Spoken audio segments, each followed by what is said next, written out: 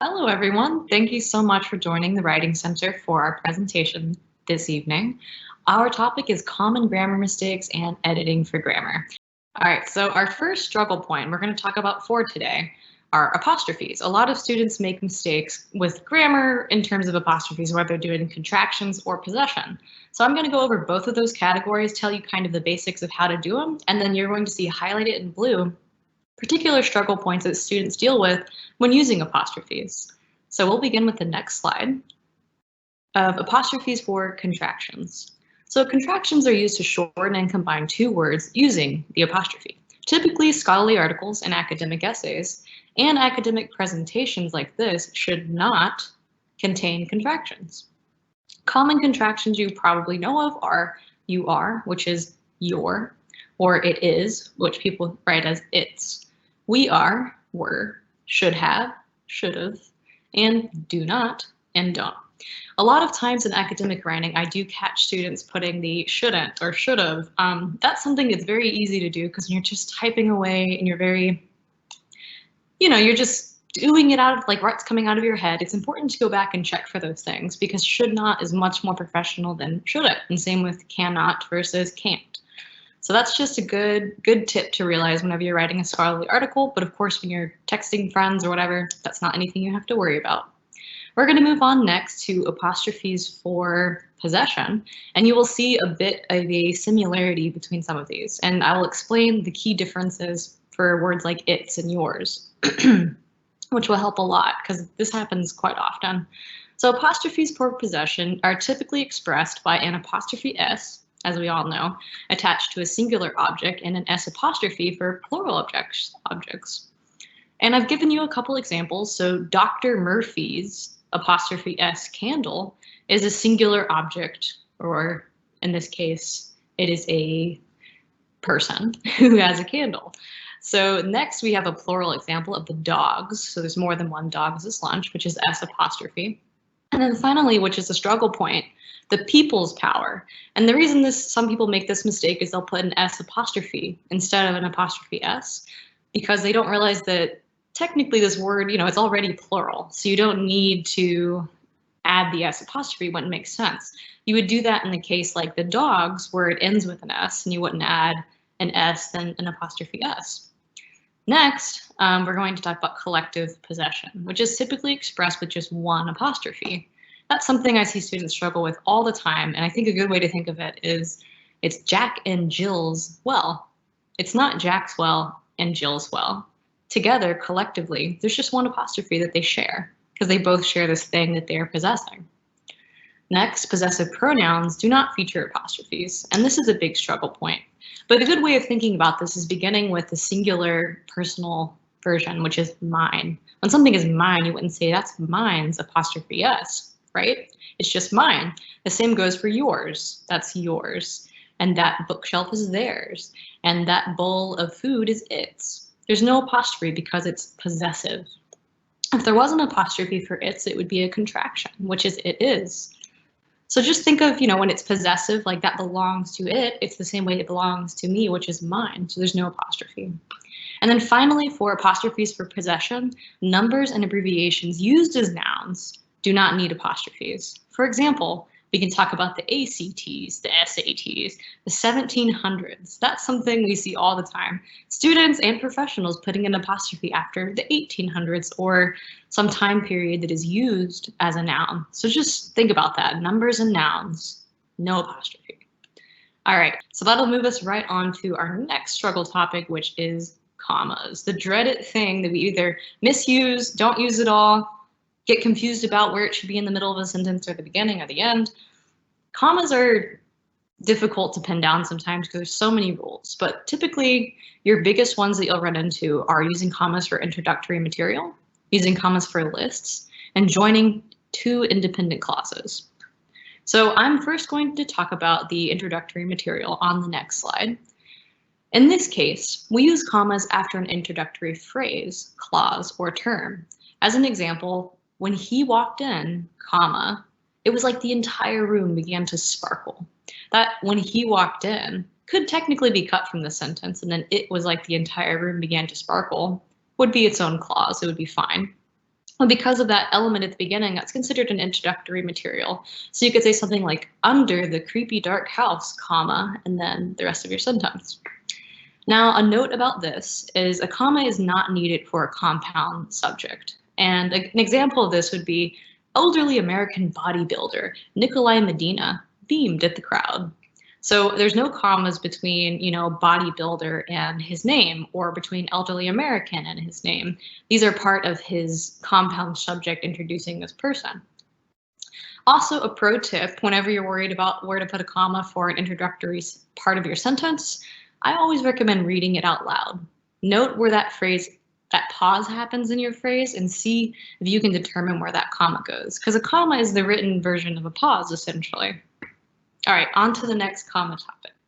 Commas for lists. These are extremely common, and they're used basically to separate 3 or more words/phrases in some sequence. And so for an example of that, we brought the spatula, waffle mix, and plenty of water. So here we have 3 things listed, and in between each of those items is a comma, and then and for the third. Now, there is something I would like to talk about involving lists and commas. Now, this is something hotly debated. I think it's super fascinating. Some people hate it, but it is the debate of the Oxford comma. So an Oxford comma isn't technically necessary in English, and it's that comma that goes before the and. However, when you don't use it, you can run into some issues if you don't proofread carefully. People might confuse the meaning. So for an example, I'm going to read a sentence that does not have the final Oxford comma. Here we go. As a child, George's motivating factors were his parents, Santa, and the Tooth Fairy. I didn't pause because there was no comma before and the Tooth Fairy. However, if we do have the Oxford comma, that sentence would read, as a child, George's motivating factors were his parents, Santa, and the Tooth Fairy.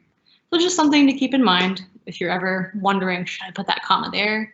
I say do it. Not everyone would agree. Depends on your sentence. All right, next we'll talk about a different comma topic, which is connecting independent clauses. Now this is something where issues do come up, so I'm going to move slowly.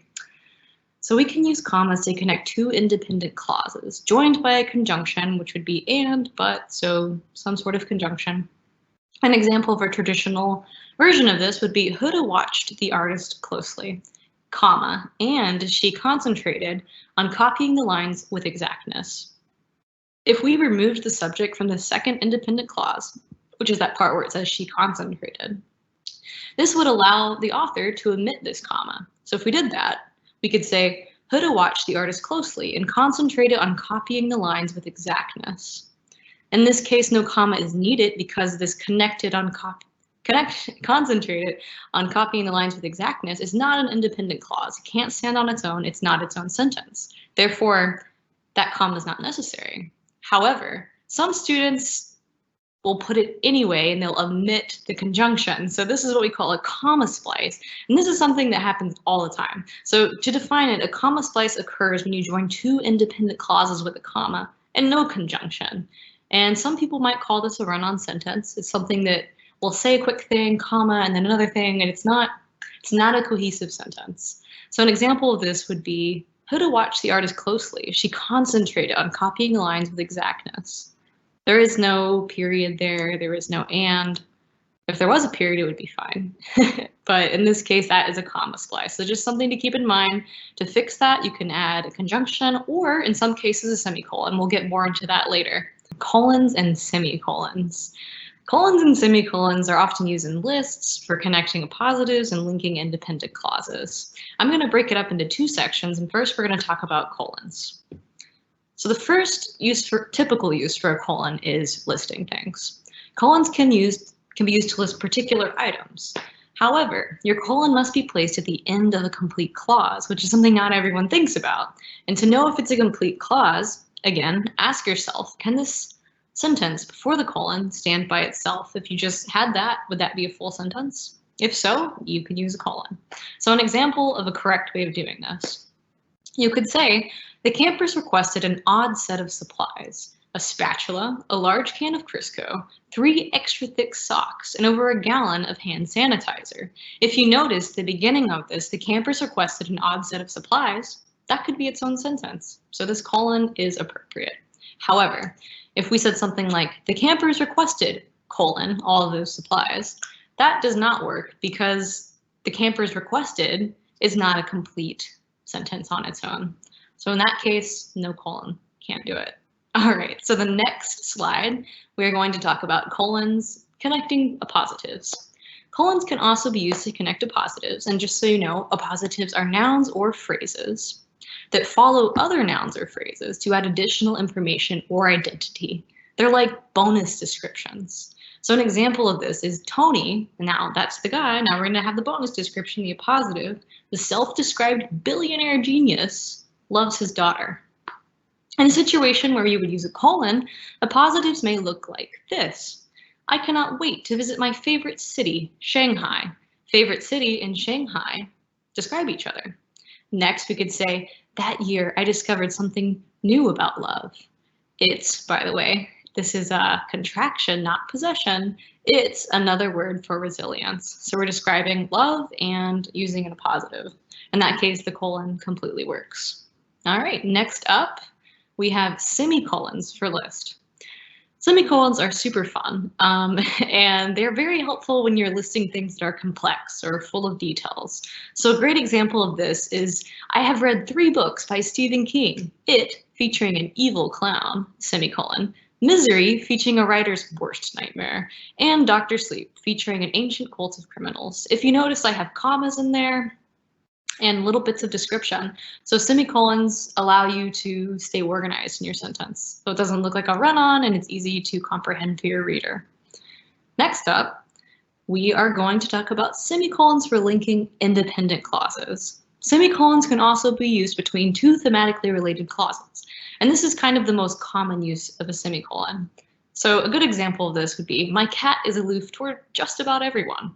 Cuddling with anyone is his worst nightmare. So both of these sentences are thematically related. We're saying our cat's aloof, and now we're mentioning kind of a characteristic about why he's aloof. Both of them have this similar theme. And if you had just a comma here, that would be a comma splice. So it's kind of in this case, would be a good version or a good option instead of a comma splice if you're ever in a situation where you have these thematically related clauses. Now, and then additionally, sometimes semicolons are appropriate with comma splices, as I said. So anyways, we're going to talk about dashes in this section, including the in dash, the n dash, and hyphens. And just an important note, a lot of people are very serious about this point. Dashes are not interchangeable. You can't use an m dash the way you would use a hyphen or a hyphen the way you would use an n dash. We'll get more into that on the next slide. Okay, in dashes for separating dates and time. In dashes are primarily used for numbers like super hyphens. So you might see this on a resume when you see the dates. You have a slightly longer dash than normal if you did it professionally. So an example of this would be January 2020 to February 2021. We have dates and a slightly longer dash. And just for some inside knowledge, an in dash was originally named this because it's the length of a capital N in some fonts, not this font that I'm using, but apparently that was where the origin came from. And similarly, we'll talk about that with the M dash. In dashes traditionally should not be used with spaces, as you can also see on a resume.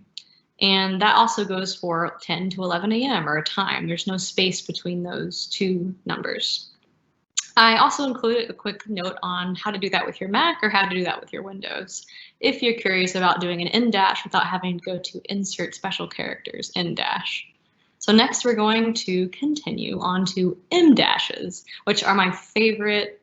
I love M dashes. M dashes are great because you can use them like parentheses because they emphasize the information contained within them. You want to be careful about using M dashes in academic work because sometimes M dashes, if you don't really know what you're doing, they can come off as unprofessional.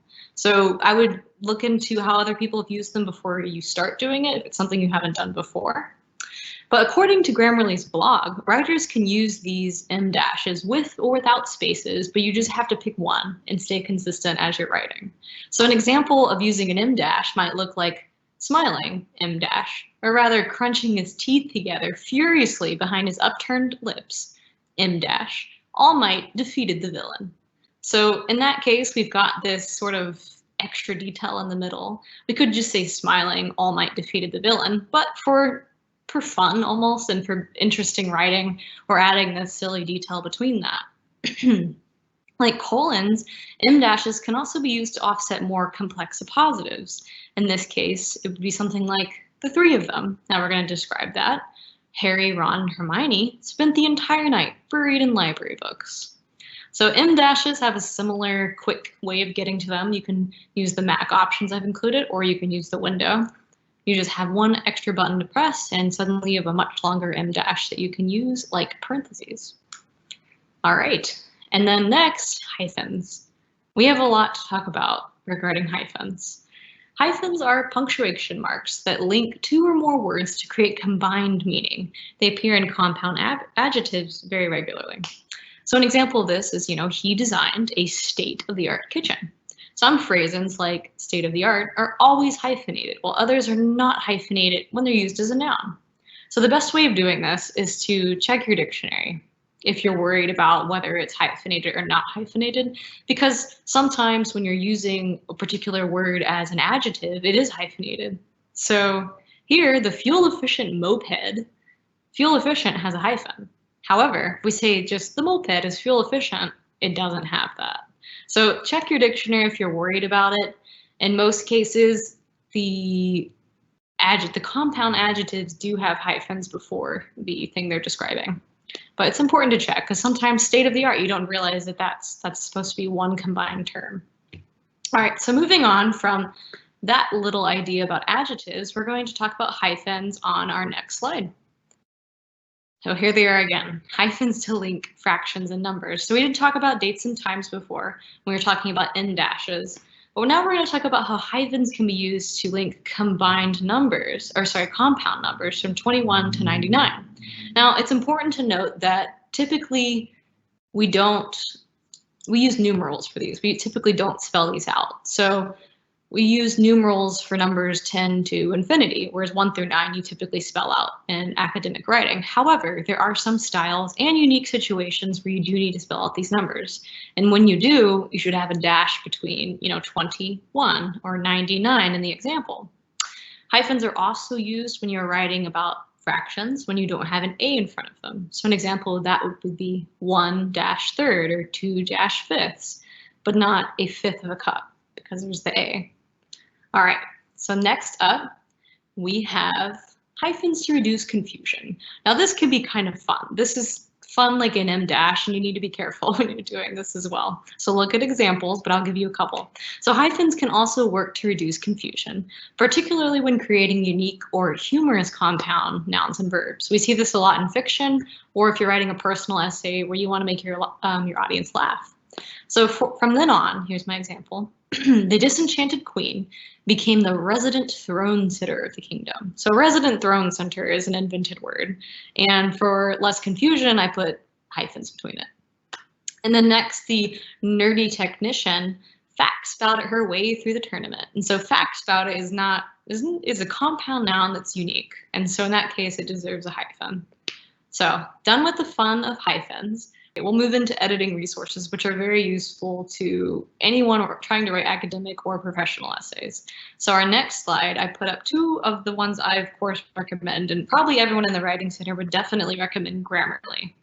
We talk about Grammarly all the time, and Grammarly is an AI software. It's not just like a spell check.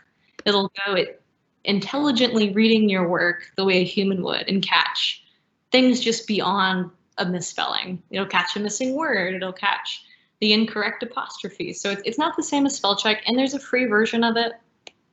There is a paid version too, and some students, if you ask your communication professors, I've found out that they have free access to Grammarly through our school. So if that's something you might have access to, I think some business students do, ask about it. It's a great option. I got it through my business communications class. And it helps a lot because the Grammarly paid version will give you sentence structure tips. And that's very useful. Now, another thing that can help with sentence structure, grammar, and all the above is Natural Reader, which is an example. Natural Reader is not the one you have to use, but essentially a software where you can listen to the software read back the text to you. So a lot of times when you're rereading your work, You might sit there and your head will kind of boil, and like you'll skip to the, it'll be the, and you won't notice it because it's your own work. So sometimes if you don't have time to wait to revise it on your own and proofread, you can pop it into something like Natural Reader, which is an online version. So you can just copy and paste, hit the play button, select the voice you want, British American male or whatever, and then listen to it. And as the computer reads it back to you, you'll be like, oh, I forgot that word. Pause it and fix it. It helps so much when you're proofreading, especially a long paper that you don't want to have your eyes stare at all that time and, miss things. So anyway, so Grammarly and listening to your work read back to you will help a lot with editing. And of course, that leads me to my final thing about editing and help, which is the Writing Center. So back to that slide, please. Yes. So of course, the UTD Writing Center, considering you're here, you probably already know all about it. But here at the Writing Center, we're here to help you with not just grammar, and not just all the small things about sentence structure. We're here to make you better writers. So when we help you with our essays, we don't just tell you, oh, you need to add a conjunction here. We'll explain why and help you become a stronger writer so that you'll work with us and then you can carry that into the rest of your life. Thank you all so much for attending the presentation. Definitely appreciate it. And I hope that you learned a thing or two that you can remember and that the examples were helpful.